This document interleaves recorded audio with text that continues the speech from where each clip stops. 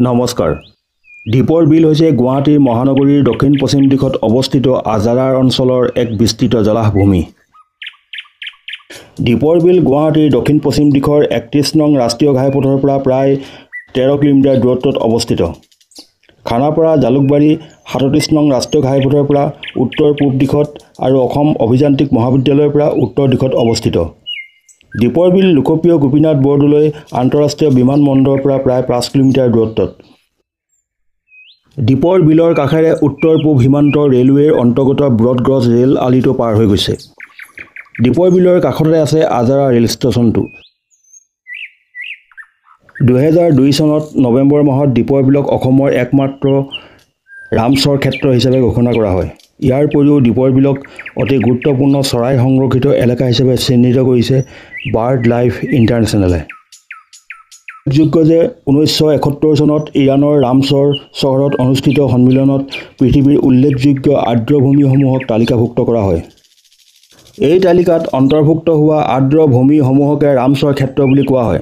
সেয়ে বিভিন্ন প্ৰজাতিৰ স্থানীয় পক্ষীৰ আৱাসভূমি থকা দীপৰ বিলক ৰামচৰ ক্ষেত্ৰৰ তালিকাত অন্তৰ্ভুক্ত কৰা হৈছিল। দীপৰ বিল প্ৰাকৃতিক আৰু জৈৱিক দুয়ো দিশৰ পৰা অতি গুৰুত্বপূৰ্ণ, কাৰণ দীপৰ বিল হ'ল প্ৰাকৃতিকভাৱে পানী সংৰক্ষিত এলেকা। আনহাতে জৈৱিক জীৱ প্ৰব্ৰজনকাৰী চৰাইৰ লগতে বিভিন্ন প্ৰজাতিৰ স্থানীয় পক্ষীৰ আগমন ঘটিছিল দীপৰ বিললৈ। দীপৰ বিলৰ বিভিন্ন প্ৰজাতিৰ চৰাইসমূহৰ ভিতৰত কৈলাঙি, দৈকলা, পানীডুবি, পানীকাউৰী, মণিয়ৰি, পানীবক, বৰবক, ভেলা, মাজুবক, কণামুচুৰি, ইটাগুটিয়া, নলচুপি, শামুকভঙা, বৰটোকোলা, হাড়গিলা, ধৃতৰাজ, শৰালী, বৰশৰালী, বনৰীয়া পাতিহাঁহ, ৰঙামুৰি হাঁহ, খন্তীয়া হাঁহ, বামুণী হাঁহ, ডাউক, দলপুঙা, কামচৰাই, দলমৰা, গংগা চিলনী, বালিমাহী আদি উল্লেখযোগ্য। ইয়াৰ উপৰিও দীপৰ বিলত ৰৌ, ভকুৱা, শ'ল, কাৱৈ, বৰালি, কান্ধুলি, পুঠি, খলিহনা, মাগুৰ আদি বিভিন্ন ধৰণৰ মাছ পোৱা গৈছিল। গ্ৰীষ্মকালত দীপৰ বিলত জলীয় গছ-গছনিৰ ভিতৰত পানী মেটেকা, জলীয় ঘাঁহ, পদুম, পানীত উপঙি থকা ঘাঁহ আদি দেখা যায়। আনহাতে শীতকালি শুকান অঞ্চলসমূহত জলীয় আৰু অৰ্ধজলীয় গছ-গছনিসমূহ দেখা পোৱা যায়।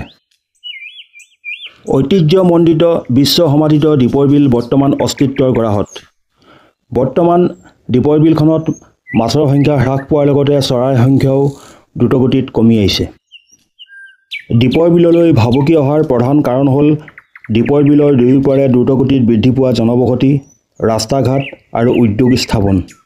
আশা কৰোঁ ঐতিহ্যময় দীপৰ বিলৰ সংৰক্ষণ প্ৰতিপালন হ'ব আৰু এখন অনন্য পৰ্যটনস্থলী গঢ়ি উঠিব।